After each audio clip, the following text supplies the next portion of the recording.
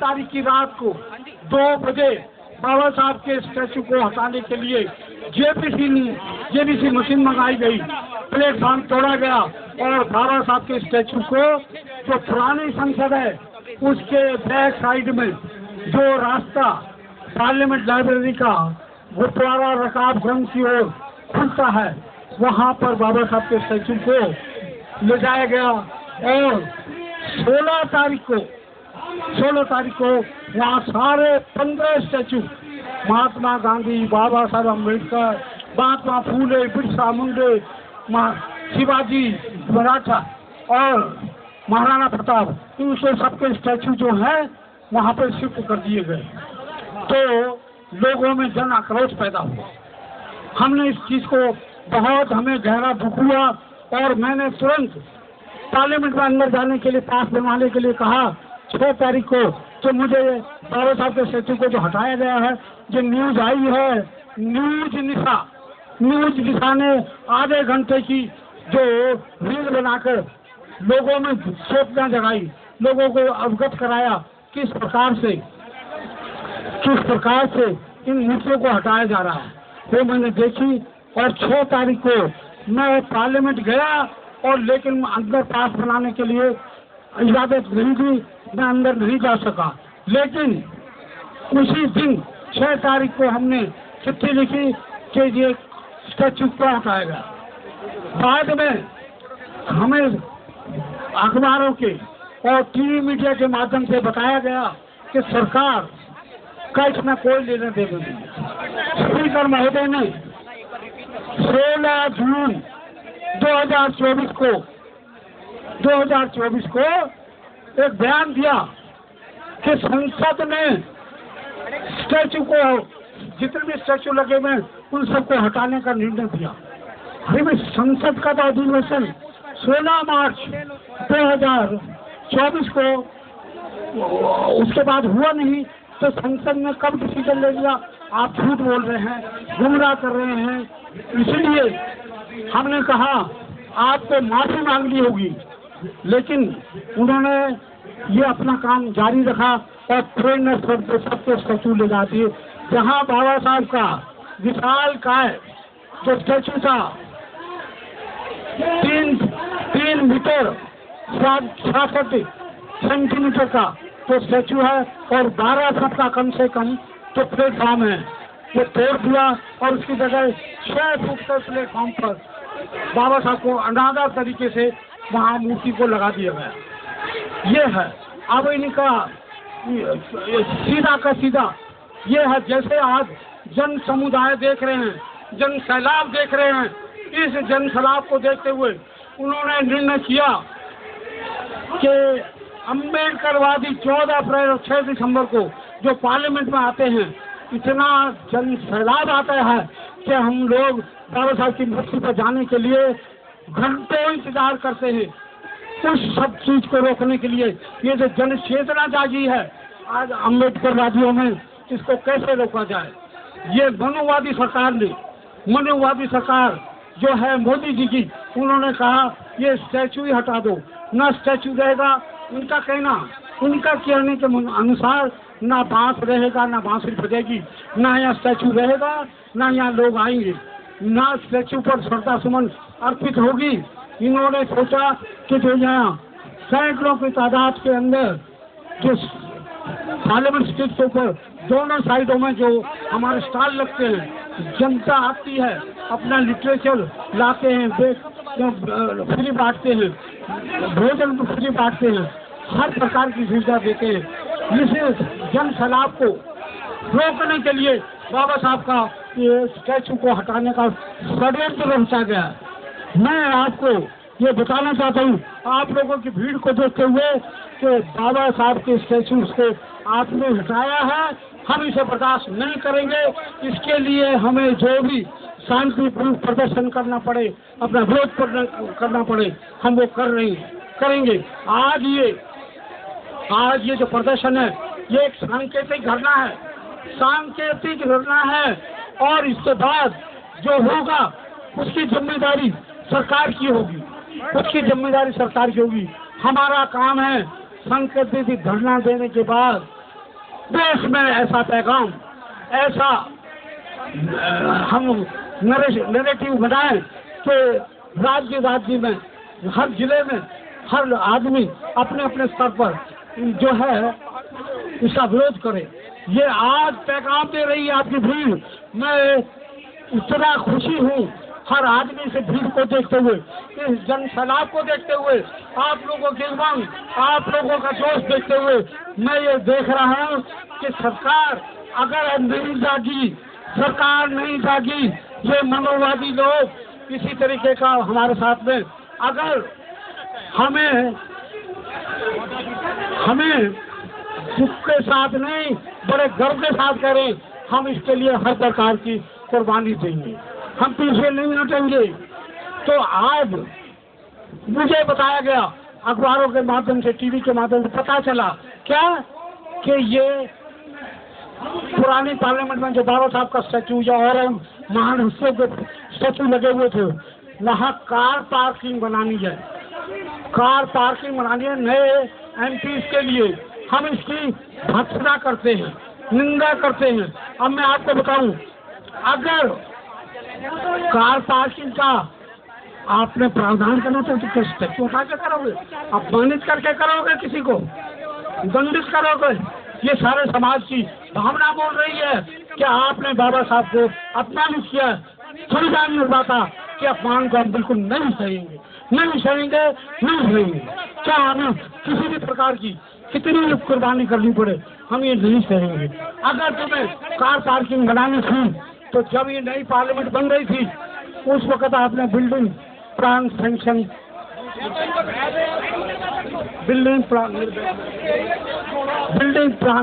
Plan बनाते वक्त 2020 में तो आपने बिल्डिंग सैंक्शन प्लान में क्यों नहीं प्रावधान कराया?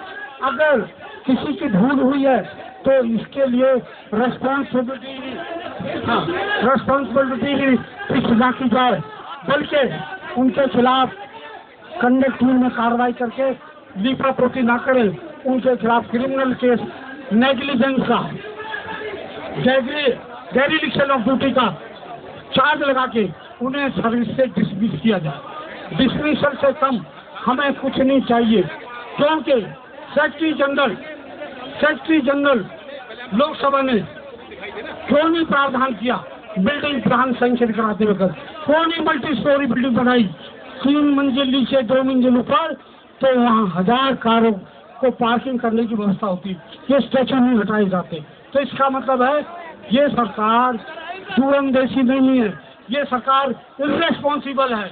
इस सरकार में किसी प्रकार की सोच नहीं है, बस एक नौटंकी है, नारे दो और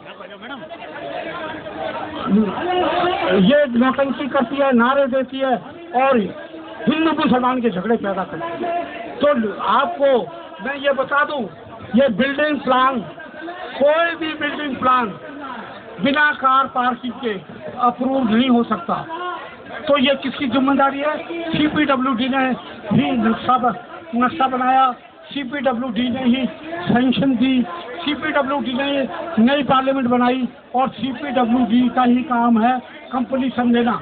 उसका नाम है ऑक्यूपेंसी कम कंप्लीशन सर्टिफिकेट, वो नहीं दिया है और ना देने की वजह से देखिएगा, इससे अपडेट इंफॉर्मेशन आपके पास होनी चाहिए।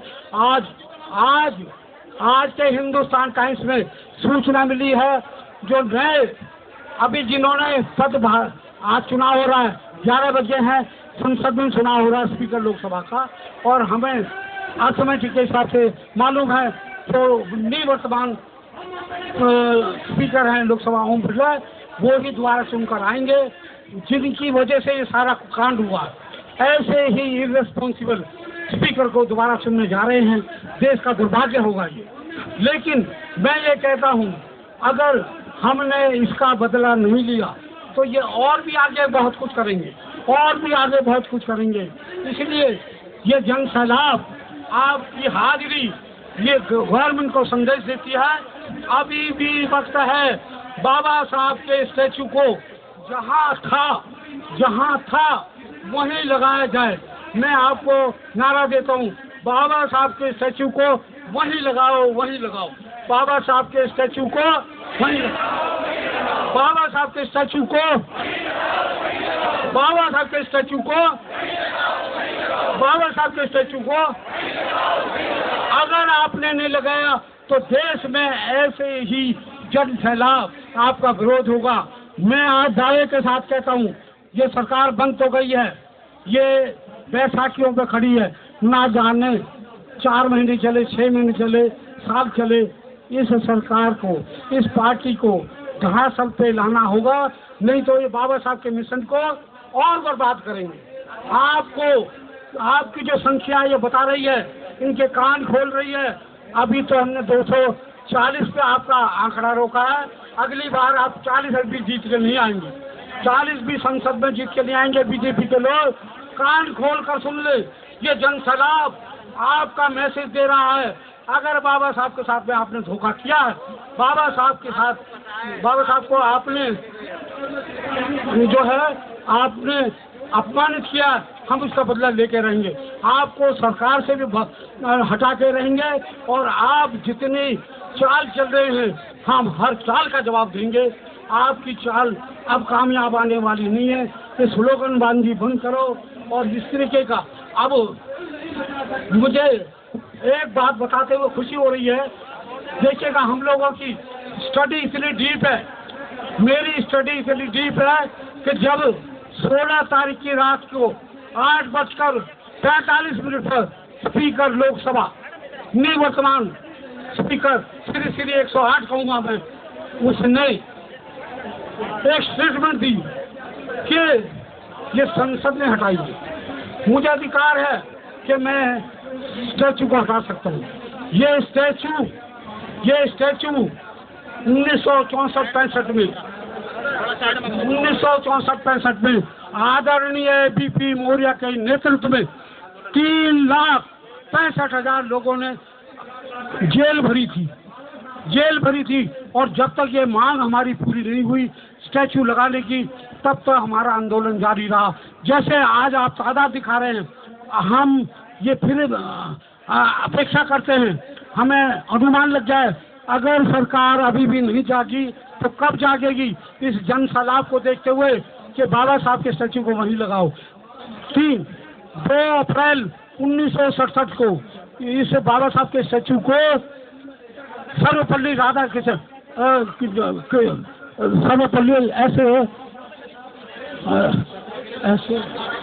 सर्वपल्ली राष्ट्रपति ने उसका उद्घाटन किया। उस वक्त जैसे आज आप बाबा साहब के दीवाने हैं, बाबा साहब के अनुयायी हैं, आप आए हैं, उसी प्रकार से 2 अप्रैल 1967 को भी आए। आपके पूर्वज जेल गए, हम उन पूर्वजों की, अपने जो बुजुर्ग हैं जिन्होंने जेल पर आंदोलन किया था, उनकी कुर्बानी को जायज नहीं जाने देंगे। नंबर 1, जिन लोगों ने 2 अप्रैल 1967 को उस प्रोग्राम में शामिल हुए थे या जेल गए थे, कोई अगर हमारा साथी यहाँ आया है, हाथ उठाइएगा। अगर कोई साथी उस जमाने का है तो वो अपना नाम यहाँ रजिस्टर करवा दे।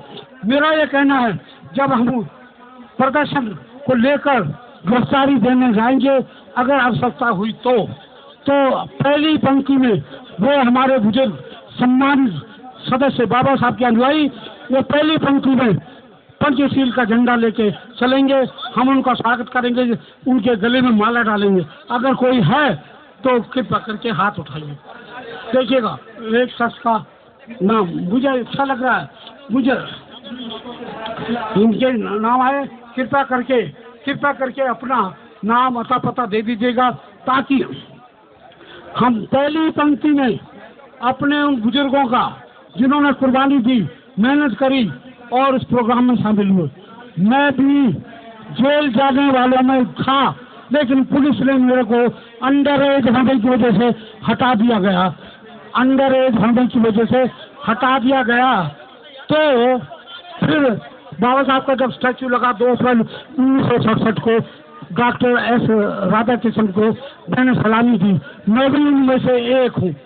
इसमें कई लोगों, और भी कोई है तो उंगली उठाओ, और अपने नाम पते दे दो, ताकि अगली पंक्ति में हार फूल माला चढ़ा के हम उनका स्वागत करें। इस मंच पर उनका स्वागत करेंगे जिन लोगों ने देखिएगा। अब मैंने आपको विस्तृत तौर पर आपको पूरी इसकी सूचना दी। अब मुझे बताया गया है मेरठ से भी कोई सज्जन बस लेके आए हैं, अशोका बुद्ध विहार समिति के धर्म प्रेमी ये लोग लेकर आए हैं। मैं उनका हृदय से अभिनंदन करता हूँ, स्वागत करता हूँ। अब मैं इस अवसर पर कॉर्नी से 5 बस लेकर आए हैं अमरीश सिंह गौतम, पूर्व विधायक और डिप्टी स्पीकर भी रहे हैं। श्री CS भंडारी जी मेरे साथ खड़े हैं, ये भी 5 बस लेकर ईस्ट दिल्ली से 6 बस लेकर आए हैं। मैं इनका हार्दिक स्वागत करता हूँ।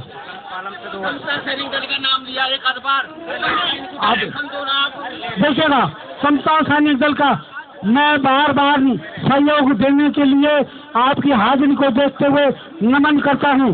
आप अगर लेट आए हैं प्रोग्राम में तो अलग कोई बात नहीं, तो दोबारा फिर आपका अभिनंदन करता हूँ। मैं अभिनंदन करता हूँ। कृपया देखिएगा, सुनिए।